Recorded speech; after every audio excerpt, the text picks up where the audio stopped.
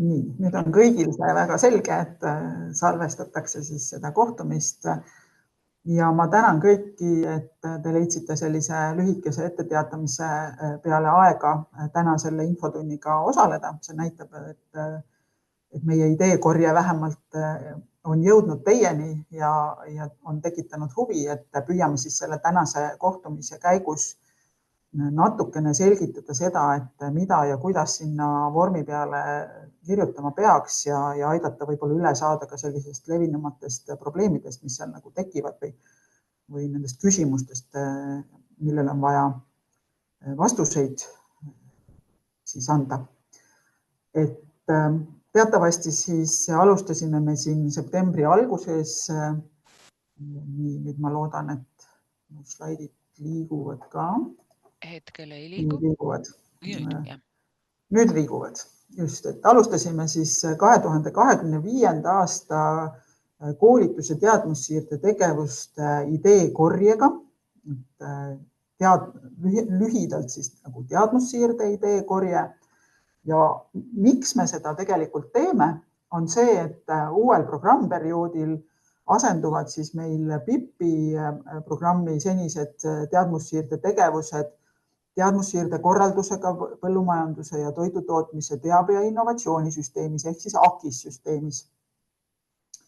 Ja see tähendab seda, et meil on kõik see, mis seni ühendPIP-i või PIP-ide programmides tehti, et see rakendusskeem enam päriselt üks ühele niimoodi töötada ei saa, et oli vaja leida siis uus võimalus ja viis, kuidas teadmussiirde tegevusi siis edaspidi planeerida.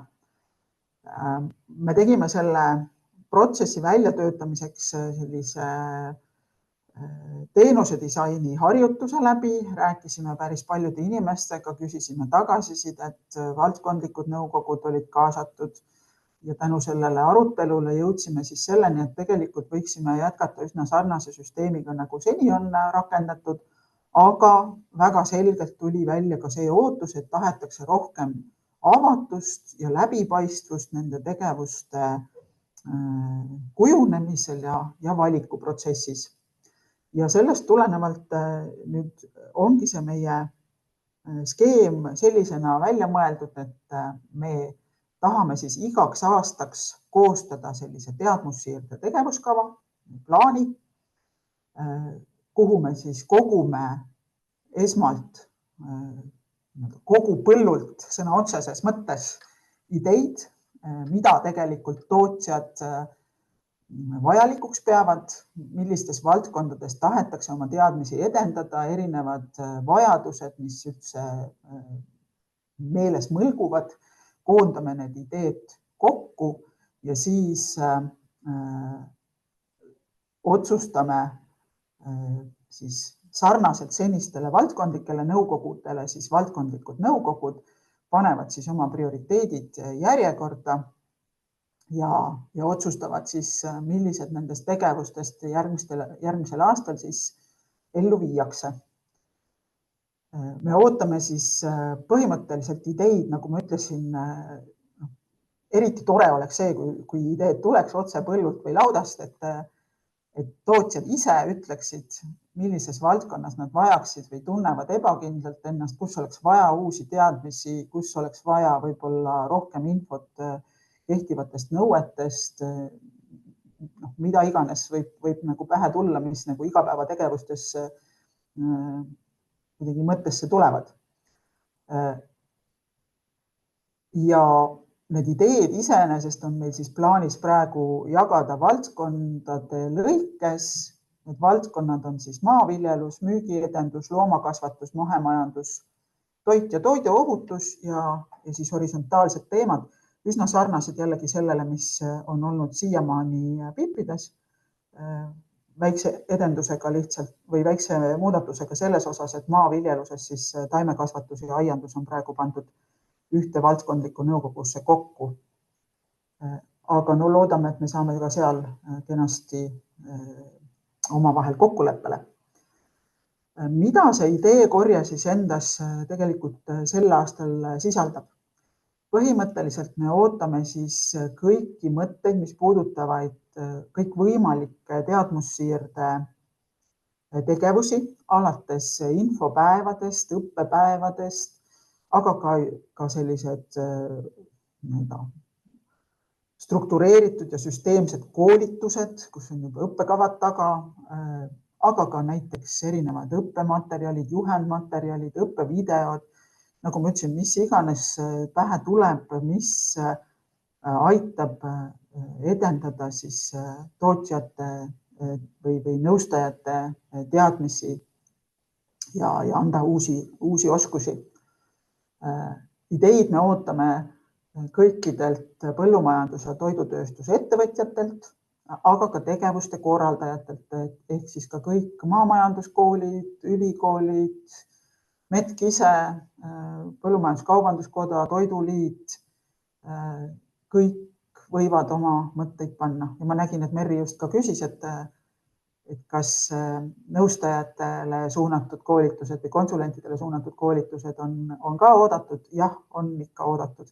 Nemad ei lähe küll sellesse teadmussiirde tegevuskavasse sisse, sest nõustajatel me koostame veel eraldi siis nõustajate koolituskava. Aga kõik need ideed, mis siit lauale tulevad, mis on suunatud nõustajatele, et need me siis võtame ka omakorda sinna nõustajate koolituskava koostamisel arvesse. Nii et selle üle väga palju ei pea nagu pead murdma, et kas see sihtrühm ikka nagu sobib, et kui ta on seotud põllumajandus- ja toidu tootmisega, et siis igal juhul see sihtrühm siia sobib. Ideekorje tähtaeg on tegelikult juba järgmisel nädalal, 26. septembril. Ma võib-olla rõhutan ka seda, et kui te tunnete, et see on nagu liiga kiire, siis praeguse hetke plaaniga on meil niimoodi mõte, et me neid ideekorjeid hakkame tegema vähemalt 2 korda aastas. Võib-olla ilmneb veel, et veidi tihedamini on vaja neid teha. See natukene sõltub sellest ka, kuidas meil minema hakkab ja kuidas see keskkond, milles me tegutseme, et kui kiiresti see muutub. Link on siin slaidides ka igaks juhuks teile pandud, aga ka selles ideekorje kirjas või kutses, mis on levinud siin nii sotsiaalmeedias, METK-i kodulehel, pikk ees, kui ka tõenäoliselt potsatanud paljudele teile ka meili postkasti, et seal see keskkond, kuhu me neid ideid ootame, on siis seal lingi taga peidus. Ja see mõte on tegelikult selles, et me koondame need ideed ka kõik kohe ühtsesse andmebaasi. Et sellepärast me ei võta neid sellisel e-maili kujul või Exceli failina, vaid just nimelt palume teil siis sinna vormi need ära täita, et siis nad on kõik ühtsel kujul ühtses andmebaasis olemas. See andmebaas liigub siis omakorda AKIS valdkondlikele nõukogudele, nii nagu ma ütlesin, kelle ülesanne siis on need ettepanekud prioritiseerida omas valdkonnas ja kõikide nende protsesside tulemused me loodetavasti esitame siis 30. novembril, et siis peaks olema selge, millised tegevused sellest esimesest ideekorjest siis järgmisel aastal tegevustesse lähevad. Tõenäoliselt seal on rohkem rõhuasetust esimese poolaasta tegevustele, kuna siis see teine ideekorje tuleb seal kusagil järgmise aasta keskpaigas, seal mai-juunikuus, kus me küsime ka uusi ideid siis ka sügisesse. Aga sellega te ei peaks ka enne pead nagu vaevama, et kui teil on mõtteid, et mingid sarjad või asjad käima lükata näiteks järgmisel aastal või et on mõte teha novembrikuus mingi konverents, käige see idee juba täna välja, siis on ta seal koolituskavas kirjas ja saab temaga juba arvestada. Orienteeruva ajakava selle 30. novembri ja tänase päeva vahel on siis selline, et METK-i poole pealt, kui see 26. see tähtaeg on siis saabunud ja ideed on kõik meile ära esitatud, siis METK koondab ja korrastab need ideed, sealhulgas näiteks me vaatame üle ka need võimalikud maksumused, mis võivad erinevatel tegevustel olla, et sellest ma pärast ka korra räägin, et mida see maksumus meile päriselt tähendab. Ja meie siis omakorda ja vaatame ka üle ka selle, et kuidas need ideed siis valdkondadesse jagunevad ja siis saadame need valdkondlikult jaotatud ideed valdkonna nõukogudele. Ja valdkonna nõukogud siis omakorda saavad võimaluse kõigepealt teha selline anonüümne valgusfoori hääletus enda poole pealt, et iga valdkonna nõukogu liige saab siis kõikide nende välja pakutud ideede osas, annab oma tagasiside selline roheline, kollane, punane stiilis ja selle pealt me tegelikult siis koostame selle esialgse prioriteetide nimekirja, kus siis kõige üles jõuavad need, mis on saanud kõige rohkem rohelisi vastuseid ja kõige alla jäävad siis need, mis on saanud punaseid. Ja novembri alguses on plaanis siis valdkondlike nõukogude koosolekud, kes siis võtavad selle esialgse prioriteetide nimekirja ette ja need siis kohad, kus on kõige suuremad erimeelsused, need siis vaieldakse seal veel läbi ja koostatakse siis lõplik selline prioriteetsuse nimekiri. Loomulikult peavad valdkondlikud nõukogud arvestama ka siis sellega, mis on valdkonnale eraldatud eelarve. Selle valdkonnale eraldatud eelarve suunised annab AKIS nõukogu, aga praeguse hetke seisuga on meie seisukoht küll selline, et me võtame enam-vähem aluseks selle sama jaotuse, mis on olnud või sellised need samad proportsioonid, mis on olnud ka Ühendpipi viimastes valdkondlikes jagunemistes. Nii et väga suuri muudatusi valdkondade rahastuses sel aastal ei ole oodata. Edaspidi on meil tegelikult plaan selline, et me ikkagi vaatame ka seda koolitustegevuse siis tulemuslikkust, et kui populaarsed need koolitused on, kui palju seal on osalejaid, kui palju suudetakse uusi teadmisi siis tootjateni viia, et mida nii-öelda tõhusamad need tegevused on, et seda suurem on tõenäosus, et sinna valdkonda saab siis võib-olla ressurssi juurde anda, et kui nad nagu edukalt tegutsevad. Nii, aga ma läheks nüüd selle konkreetse vormi juurde ka, et kuna see on esimest korda, kui me sellises struktuurses vormis neid ideid kogume, et siis võib-olla mõne koha pealt on vaja natukene siin selgitada, et esmalt ma rõhutan seda, et palun siis võtke selle vormi täitmisel arvesse, et see on see info, mille põhjal valdkondlik nõukogu teeb otsused. Ehk siis nendel ei ole kusagilt mujalt mingisugust teadmist siia juurde võimalik võtta, nemad otsustavad selle põhjal, mis siia vormi kirja on pandud. Nii et mõelge selle peale, et kui valdkondlik nõukogu liige seda teie kirjeldust loeb, kas ta saab siis aru sellest, kui vajalik ja oluline see konkreetne idee valdkonna jaoks on. Ja esimesed 2 plokki on üsna lihtsad. Ma mainin veel selle ära, et selle punase tärnikesega on siis märgitud need valdkonnad, mis on kohustuslik või need küsimuse plokid või vormiplokid, mis on kohustuslik täita. Kui seda punast tärnikest ei ole, siis ei pea seda vormi või seda konkreetset lahtrit täitma. Esimesed 2 tükki on siis üsna, ma arvan, elementaarsed ja lihtsad. Tegevuse pealkiri, mis võiks olla selline, mis annab edasi selle tegevuse sisu, et ärge lihtsalt pange sinna koolitus või ma ei tea, taimekaitsekoolitus, et see võib-olla jääb natukene või taimekoolitus. Taimekaitsekoolitus on juba parem, et see annab juba nagu mingisuguse sisu, aga püüdke see tegevuse pealkiri sõnastada siis nagu täpsemalt, et lihtsalt infopäevast või põllupäevast või sellest jääb nagu väheks. Siis tegevuse valdkond, valige siis üks nendest vastustest ja siin ka tõenäoliselt tekib jälle see küsimus, et aga kui minu pakutud idee mahub nagu mitme valdkonna alla, et mida siis teha? Et siis palun valige see, mida ta nagu kõige rohkem kõnetab või kuhu ta nagu kõige enam sobib. Näiteks, et kui ta on teie hinnangul suunatud peamiselt mahemajandusele, aga käsitleb ka taimekasvatust, siis pange ta ikkagi mahemajandusse, mitte taimekasvatusse. Et valige see üks nendest vastustest Ja see üks on sellepärast ka oluline, et see on nüüd see valdkond, mille alusel me jagame nad valdkondlike nõukogude vahel. Siis tegevuse eesmärk ja kasu.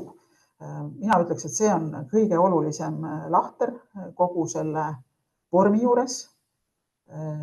See on see koht, kus te saate nüüd öelda, miks te seda tegevust vajalikuks peate, mida te selle tegevusega saavutada tahate, miks peavad tootjad selle ideega siis kaasa minema, mis see neile annab. Kirjutage, püüdke siin hästi nagu selgelt sõnastada see, et miks seda ideed vaja on, miks sellega peab tegelema. Ja just see on ka jällegi, mõelge seda selle nõukogu liikme kontekstis, et kui nõukogu liige seda lahtrit loeb, siis temale peab saama selgeks see, et miks seda asja vaja on. Tegevuse kirjeldus ja käsitletavad teemad. See on nüüd see koht, kus te saate natukene avada seda, et mida te selle tegevuse all mõtlete, mida seal nagu peaks tegema ja millised teemad sinna juurde võiks tulla. Ja see on nüüd võib-olla see koht, mis otsustusprotsessis nii palju nagu olulisust ei oma, aga on väga abiks selleks, kui seda tegevusega tuleb siis hakata juba edasi minema, kui sa pälvib rahastuse ja öeldakse, et see on väga hea mõte, et siis oleks ka aru saada, et mis selle mõtte taga päriselt nagu peidus oli, et kas, kui me näiteks mõtleme, et siia panna mingisugune nõustajate õppereis loomakasvatuse teemal näiteks võiks olla idee, et siis tegelikult võiks siin olla natukene avatud selles, et mis selle õppereisi sisu on, milliseid valdkondi plaanitakse külastada, et siis ka see nagu avab natukene selle idee enda olemust. Siis järgmine grupp on tegevuse sihtrühm. Siin me palume siis kirjutada seda, et kellele see tegevus on mõeldud, kes on see esmane sihtrühm, kes selles tegevuses peaks osalema. Et on see põllumajandustootja, on see nõustaja, on see noor alustav ettevõtja ja siin on ka meie palve on see, et kui te suudate seda spetsiifiliselt öelda, näiteks öeldagi, et ma ei tea, maheveise kasvatajad, siis pange see selliselt ka nagu kirja.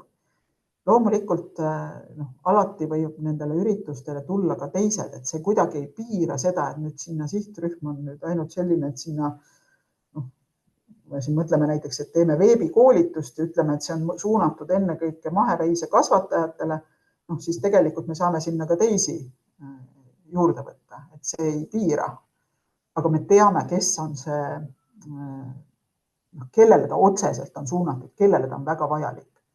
Et see sihtrühm pange siia kirja. Siis tegevuse formaat. See on ka tekitanud siin küsimusi, et kas ma pean ise täpselt teadma, et millises formaadis seda tegevust läbi viia. Kui te teate, kui teil on juba mõte, mis see võiks olla, märgige see siia ära. Kui te ei tea, siis on siin tegevuse formaadi juures ka see vastuse variant muu, et valige see muu ja pange sinna juurde, et ei tea.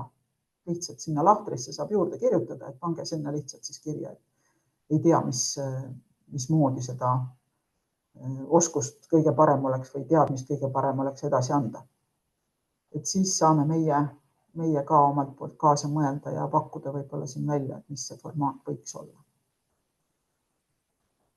Ja samamoodi on selle tegevuse keskkonnaga, et kui teil on endal selgus olemas, kuidas te seda tegevust ette kujutate, et kas see on kohapealse üritusena, on see veebiüritusena, on ta hübriidis, siis märkige lihtsalt ära.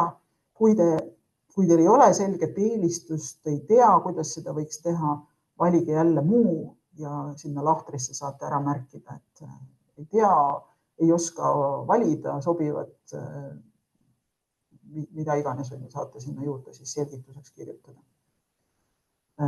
Nüüd järgmine lahter, tegevuse maht on tegelikult siis vabatahtlik. see on jälle see koht, kui teil on mõte, milline see üritus võiks välja näha. Näiteks, et on mitmepäevane üritus, mida te kujutate ette, näiteks õppereis kusagil välisriiki. Kui teil on ettekujutus, et see õppereis ei tohiks olla näiteks pikem kui 3 päeva, et siis valige siit mitmepäevane ja pange siia kommentaari lisaks, et kuni 3 päeva, sest tootjatel näiteks ei ole võimalik rohkem eemal olla enamasti. Et sellise jälle sisendi saab siia kenasti anda. Et täpsustage, kui teil on idee, kui teil ei ole täpset teadmist, siis ei pea siia seda kirja panema. Siis järgmine lahter on meil siin eeldatav kasusaajate arv, eeldatav osalejate arv. See on ka nüüd küll kohustuslik lahter, aga siin me ei taha teilt teada nii täpset osalejate arvu, vaid me tegelikult tahame teada suurusjärke. Et kas te kujutate ette, et sellel üritusel osaleb 100 inimest, 10 inimest, 50 inimest, et märkige lihtsalt see teie hinnangul võimalik osalejate arv või see optimaalne osalejate arv sinna ära, et palju te arvate, et seal võiks osalejaid olla. Et see on ka nagu selles mõttes oluline info, et kui me vaatame pärast maksumust ja osalejate arvu ja eesmärki seal valdkondlikes nõukogudes, siis kindlasti vaadatakse ka seda, et kui kulutõhus üks või teine üritus on, et kui on väga kallis ja osalejaid on väga vähe, et siis peab väga vaatama, et kas see eesmärk pühendab ikkagi selle abinõu. Et selliseid väga kallid ühe osaleja kohta väga kõrgete kuludega üritusi saame me teha tegelikult ikkagi väga väikse arvu. Et siis ta peab olema väga selline suure kasuga üritus.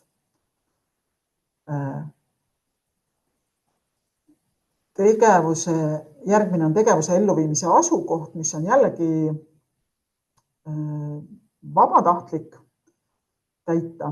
Kui te teate või kui teil on selge eelistus, kus see üritus peaks toimuma, siis pange see kirja.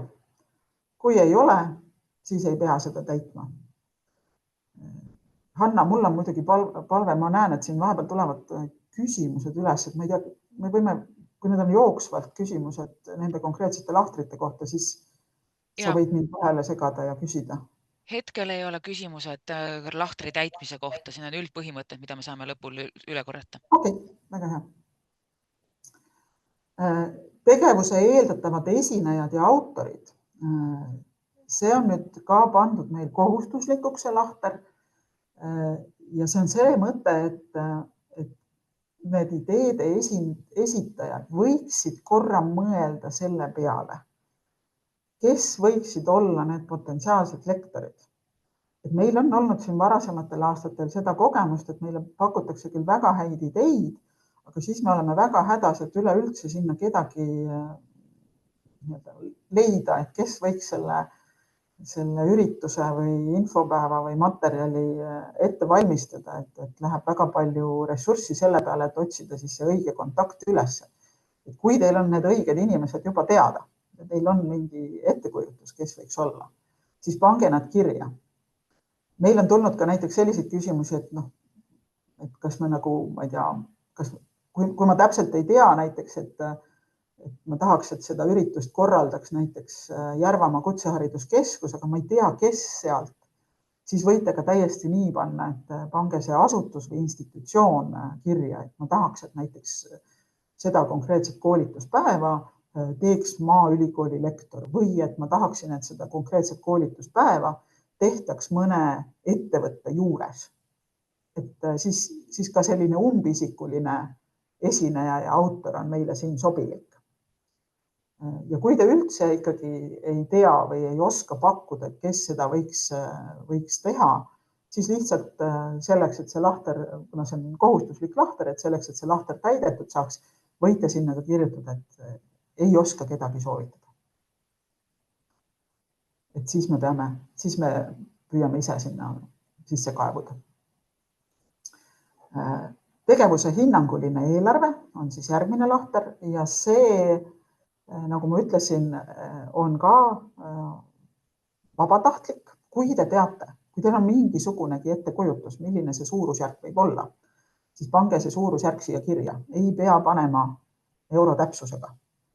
Jällegi, oleks hea teada lihtsalt, et kas te kujutate ette, et see asi maksab 6000 eurot, 1000 eurot, 500 eurot, et kui palju teie ise mõtlete. Siin korraks ma tulen vahele selle küsimusega, mis siin chatis jookseb just nimelt eelarve kohal ja küsimus on see, et kas meil on olemas piirmäärad mingisuguse tegevuse või osaleja ühiku kohta infopäeval 66 eurot inimene või mida, kuidas, ehk siis selline küsimus on praegu üleval. Siin on hea rääkida.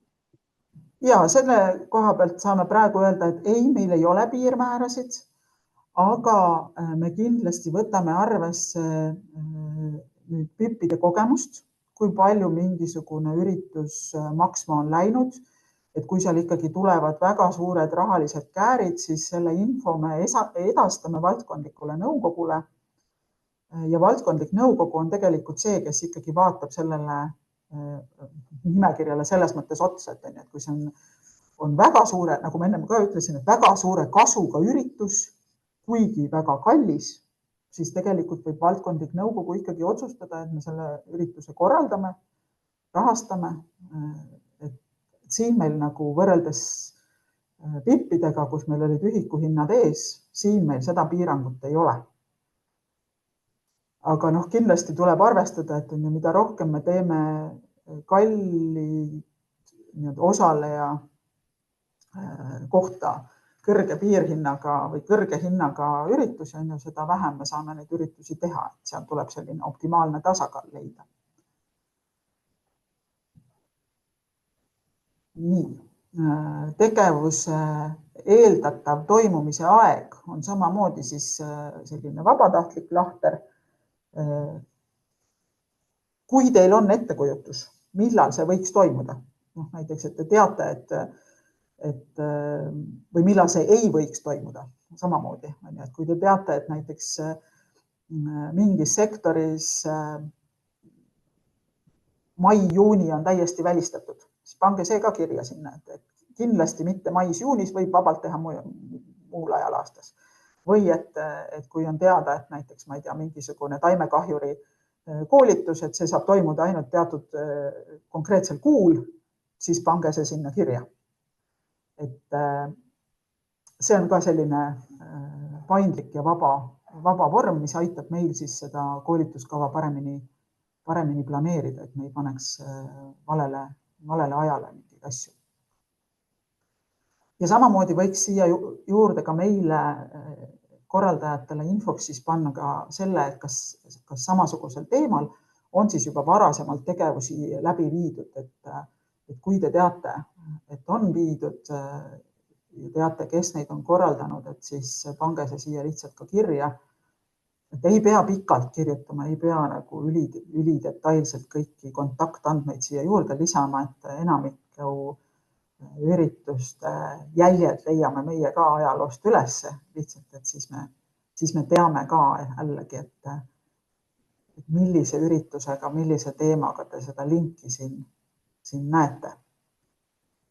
Ja olemegi jõudnud põhimõtteliselt lõppu välja. Meil on väga vajalikud ka teie kontaktandmed, ärge peljake neid sisestada, me kindlasti tagame konfidentsiaalsuse, aga kui teie välja pakutud idee siiski leiab rahastuse, mida ma loodan, et suur osa nendest ideedest ikkagi leiab, siis on meil vaja teiega kontakti võtta, et hakata siis ka nagu läbi rääkima selle konkreetse idee läbiviimise teemadel. Ja siis me kindlasti küsime veel kõiki neid lahtreid uuesti üle ja täpsustame, et mida täpselt te mõtlesite kusagil ja arutame teiega võib-olla seda korralduse poolt, osalejate poolt, mitte osalejate, aga siis läbiviijate poolt, et kes ikkagi võiks olla lektor, kust võiks kedagi kaasata, et selliseid teemasid hea meelega tahaksime teiega ka läbi arutada. Ja see viimane lahter on siis lihtsalt selleks, et me saaksimegi teie andmeid säilitada ja teiega ühendust võtta, et meil on lihtsalt vaja seda juriidilist kinnitust, et me võime teie andmeid töödelda seal oma andmebaasides. Nii, mina jõudsin oma jutuga lõppu ja avan võimaluse küsida.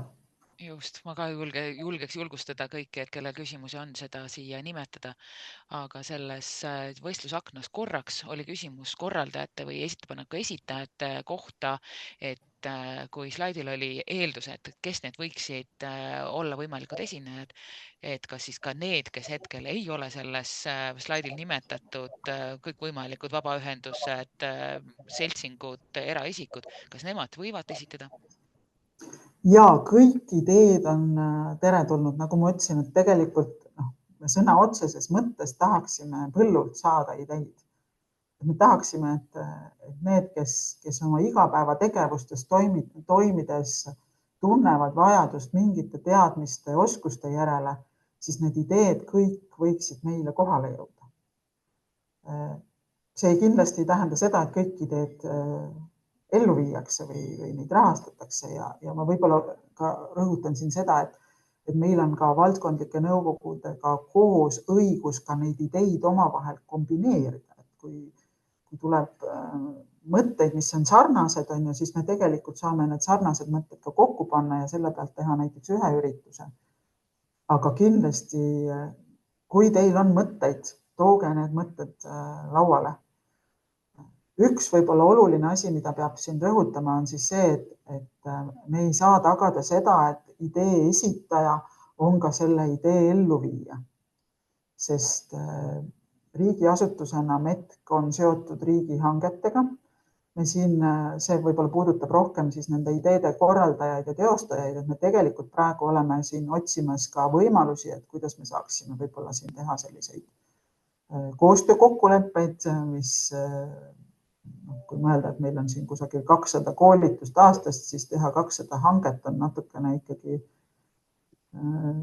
koormav, ma arvan, nii hankes osalejatele kui ka METK-ile, et püüaks kuidagi leida lihtsama võimaluse, et me saaksime siis sõlmida aastaks sellised koostöökokkulepped ja teha neid nagu partnerluses neid, nii nagu me oleme PIP-ides teinud üritusi. Aga see on selline tehnilisem pool, et lihtsalt võib-olla mida peab silmas pidama, et jah, me ei saa garanteerida, et idee esitaja kindlasti seda ka ise läbi viia saab. Ja kontrollin, olen ma ikka õigel teel, et kuigi meil on see ideekorje vorm on peale kirjutatud, et ostsime 25. aastaks ja sa korra nimetasid ära ka seda, et tõenäoliselt meil kevadel tuleb veel üks kord, et kui on juba idee olemas, siis ometigi see ei peaks piirama. Võib-olla meil idee läheb käiku alles 26 või 27. aastal, on nii? Jaa, absoluutselt, et ja see on ka selles mõttes ka valdkondlike nõukogude pädevuses ka otsustada, et kui näiteks mõni väga hea idee lihtsalt näiteks ei mahu eelarvesse, kui me mõtleme, kui me just siin ennem rääkisime sellest, et võib-olla väga kõrge osaleja kuluga asju me ühel aastal väga palju teha ei saa, siis võib täiesti vabalt olla nii, et näiteks valdkondlik nõukogu ütlebki, et see on väga hea idee, seda võiks teha, aga seda me teeme järgmisel aastal. Et ärge jätke kõik ideed, kõige suurem tõenäosus, et see idee saab realiseeruda, on siis, kui see idee ikkagi meieni kõigepealt jõuab. Kui ta ei jõua, siis ei ole tal ka võimalust tegelikult teostatud saada. Riina tõstis käe, et tahaks anda võimaluse Riinale ise suuliselt seda ütelda. Riina. Ja, tere, aitäh selle sisuka ettekande eest ka.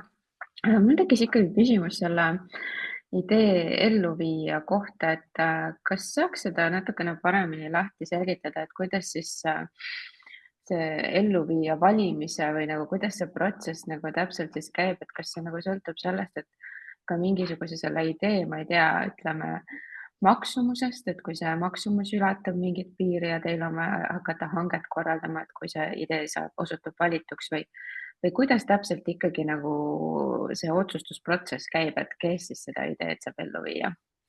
Et selle küsimuse taust on ka see, et ilmselt siin organisatsioonid või vabaühendused, et esitavad ka oma ideid, et ürituste kohta, mida nad ise plaanivadki 25 aastal ellu viia ja siis tegelikult ju keegi ilmselt ei taha oma konkreetse ürituse korraldust nii-öelda ju kolmandale osapoolele üle anda, et tahaks natuke paremini sellest aru saada.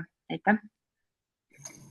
Ja nagu ma ütlesin, meil tegelikult alles läbirääkimised hankespetsialistidega siin käivad, et otsida mõistlikke viise, kuidas me saaksime neid hankeid korraldada. Kui me lähtuksime puhtalt riigihangete seadusest, siis me peaksime tegelikult tegema kas raamhanked ehk siis koondama teatud temaatilised üritused raamhangete plokkidesse. A la ongi see, et näiteks aianduse teemalised koolitused, siis teeme hankekonkursi ja siis kõik, kes tahavad aianduse teemalisi üritusi pakkuda, teevad oma pakkumise sinna.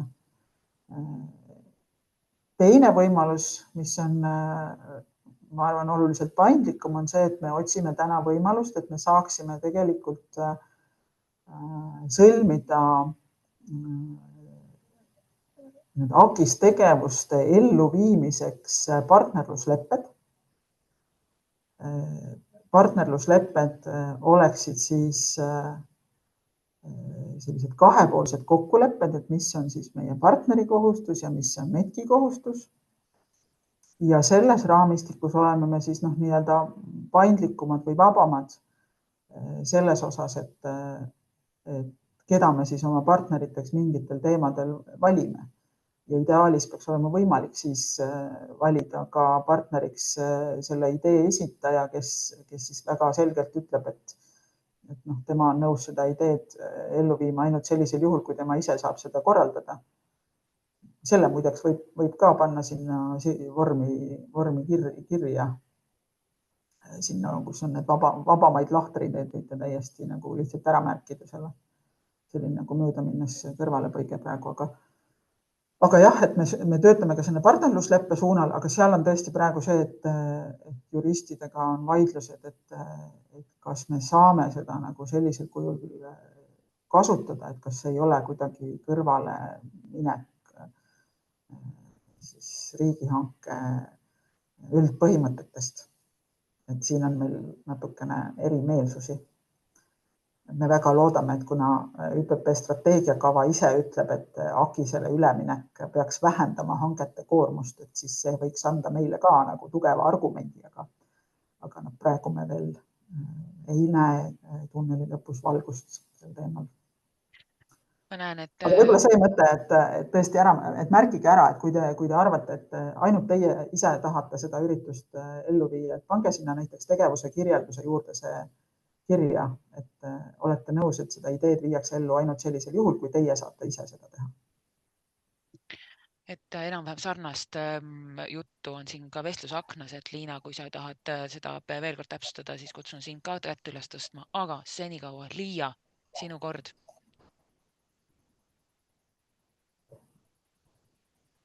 Liia, me ei kuule sind. Ikka ei kuule. Äkki sa otsid endale uue mikrofoni sisendi?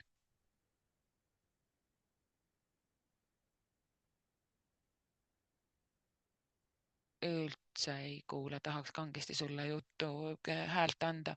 Aga kuni Liia otsib mikrofoni, ma annaks Tiiu, ütleks sulle, et Tiiu, kas sa saad ütelda oma mõtte? Ja aitäh Katrinile hea ettekande eest. Minu küsimus on horisontaalsete teemade eelarve kohta. Et kas te oskate mulle öelda, kui suur võiks olla 2025. aasta konkreetselt ühistegevusega seonduvate teemade eelarve? Ei oska öelda. täna veel seda sellisel kujul ei oska öelda. Meil on AKIS nõukogu koguneb 29. oktoobril. See on üks arutelupunkt seal ja ma enne seda ei julge küll ühtegi numbrit välja öelda, et mismoodi me seda seal käsitleme. Küsin veel seda, et on arusaadav, et ressursid on piiratud ja valikuid tuleb teha, aga kas nagu ühistegevuse poole pealt on võimalik ka midagi teha, mingeid ettepanekuid või just ma mõtlen selle eelarve osas, et tegelikult need eelarvevahendid on üsna kasinad olnud ühistegevuse poole pealt. Et mis see põhjus võiks olla ja kuidas seda on võimalik suurendada? No, mina ütleks, et siin on nagu nüüd kaks asja nagu seotud, et üks on nagu see teadmussiirde tegevused. Selles osas jällegi pange need ideed kirja. Me ei ole praegu ka kuidagi pidi piiranud seda, et mis selle idee maht võib olla.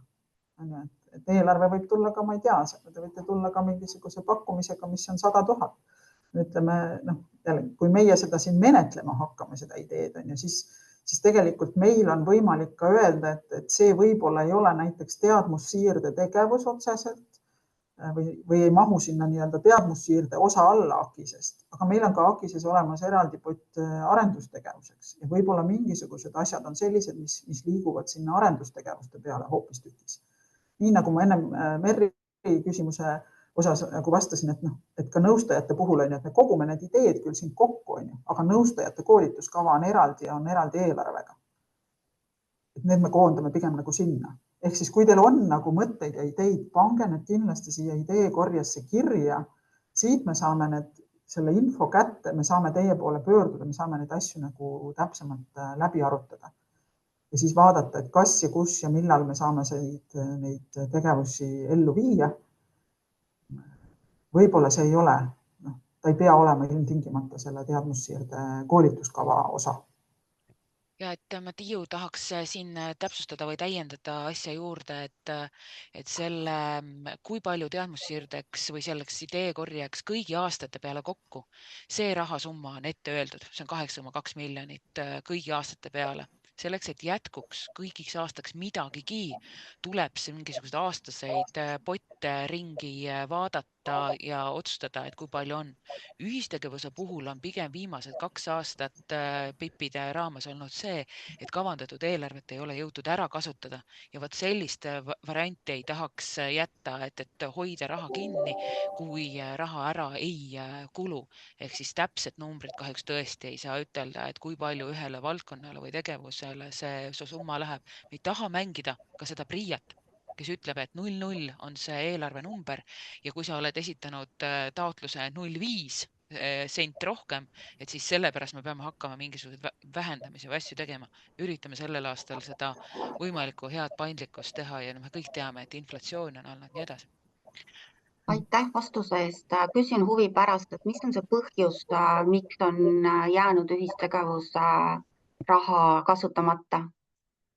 Tuleb minna tagasi Maaülikooli juurde, et tema kavandatud tegevused aasta lõpuks lihtsalt ajakavasse enam ära ei mahtunud. Et see on minu selline kiire vastus, aga siin on teine koht. Chatis on raha osas on veel küsimus, et Tiiu, kas sa tahad enda küsimust või veel midagi küsida või võime chati juurde minna? Jaa, ei, mis tähendab aitäh vastuste eest. Aga chatis on küsimus siis, kas eelarves võib korraldamise eest kulusid näidata ja vastus on jah, et kõik kulud, mis teil siin tegevuse elluviimiseks vaja on mõtet sinna näidata ja me ei küsi hetkel detail eelarvet sendi pealt, et kui palju kohvipausiks ja kui palju elektritasudeks. Ja küsimus oli siin ka, et kas on järgmise aasta üldeelarve olemas ja sellest me vist natukene rääkisime, et meil on suur terve perioodi eelarve olemas ja seda on vaja siis jagada täpselt erinevateks aastateks laiali. Katrin, tahad sa midagi täpsustada? Jah, ma võib-olla rõhutaks lihtsalt ka üle, et need eelarveotsused siis tegelikult tulevad AKIS iga-aastasest rakenduskavast, mida siis omakorda suunavad AKIS nõukogu ja Regionaal- ja Põllumajandusministeerium. Ehk siis jälle see ideekorje on meie jaoks sisendiks, me saame nagu näidata seda, kui palju on ideid, väärtuslikke ideid, mida on mõistlik ellu rakendada, see on ka tegelikult omakorda saab olla aluseks selleks, et kuidas me seda rahakasutust planeerime. Minul on jäänud üks viimane kommentaar veel järgi, aga et kas osalejatel on täiendavaid küsimusi, siis julgustan seda märku andma kas kirjalikult või siis kaamera ja mikrofoni ette sisse lülitamisega.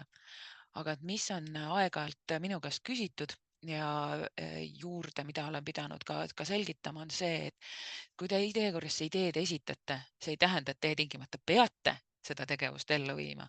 Tihti või teinekord võib olla mõte, et teate, mul on seda plakatit tarvis, tehtagu ära ja pange ka palun sellised soovid endale siia kirja.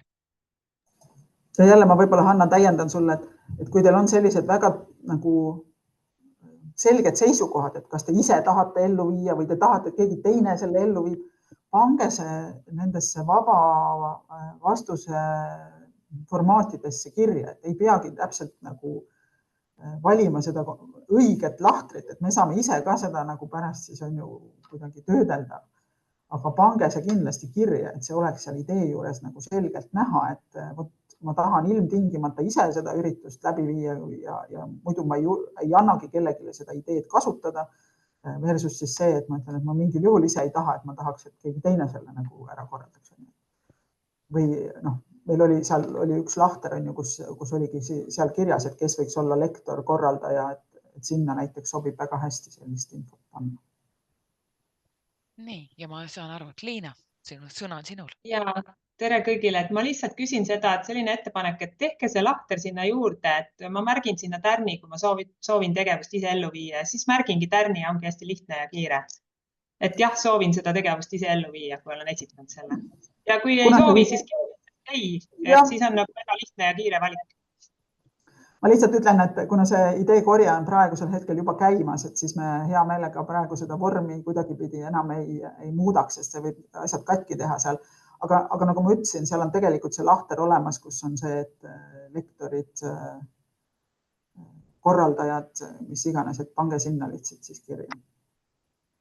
Küsin ka seda, et kas suurema kaalu saavad siis need tegevused, kus ikkagi esitaja on valmis seda ka ellu viima, sest sellisel juhul on näha suur tõenäosus, et see tegevust ka viiakse ellu või see ei oma nagu tähtsust? Ei, ma arvan, et see ei ole nagu kõige olulisem kriteerium. Kõige olulisem kriteerium on tegelikult ikkagi see, mida ma rõhutasin alguses, et mis on tegevuse eesmärk ja potentsiaalne kasu ja kui suur on see sihtrühm, kellele seda tegevust ikkagi pakutakse, kui mõjus see tegevus reaalselt on. See on nagu esmaoluline kriteerium ja teine oluline kriteerium on kindlasti kuluefektiivsus ka. Aitäh!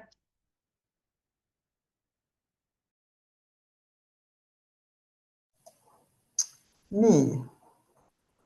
Ma vaatan, et Hanna on hetkel telefoniga. Leidsin üles oma mikrofoni ja saan jälle ütelda, et hetkel mul ei paista ühtegi täiendavat küsimus siin vestlusaknas ega ka inimeste poole pealt, et vist on. Aga siis me võime tänase ürituse kokku tõmmata. Ma loodan, et sai natukene selgemaks, mida me täpsemalt ootame ja innustan ikkagi kõiki teid oma mõtteid ja ideid kirja panema. Ja kui teil tekib selliseid murekohti või kõhklusi või kahtlusi, võtke kindlasti meiega ühendust, Hanna, mina, Hanna Raidvere-Sepp. Kõik me oleme valmis teie küsimustele vastama, kaasa mõtlema, aitama need ideed sinna kirja saada. Sest väga oluline on see, et kui seda ideed seal kirjas ei ole, siis seda kindlasti ei saa nagu tulla sinna tegevuskavasse. Ehk siis me üritame jõuda olukorda, kus nii-öelda selliseid väljaspoolt süsteemi väliseid või nagu selliseid ad hoc ideid tuleks võimalikult vähe või vähemalt ei tahaks neid üldse võtta praegu. kaasa arvatud see, et ma võib-olla lihtsalt info korras ka ütlen, et ka praegu on ka ministeeriumi ideed peaks tegelikult kõik tulema siia ideekorjesse sisse, et vaatame, kuidas see ka õnnestub, et siis me saame nagu ühe suure tervikliku pildi ja saame seda arutada asjatundjatega siis koos. Nii et aitäh teile kõigile ja ilusat nädalavahetust, mis kohe-kohe varsti algab.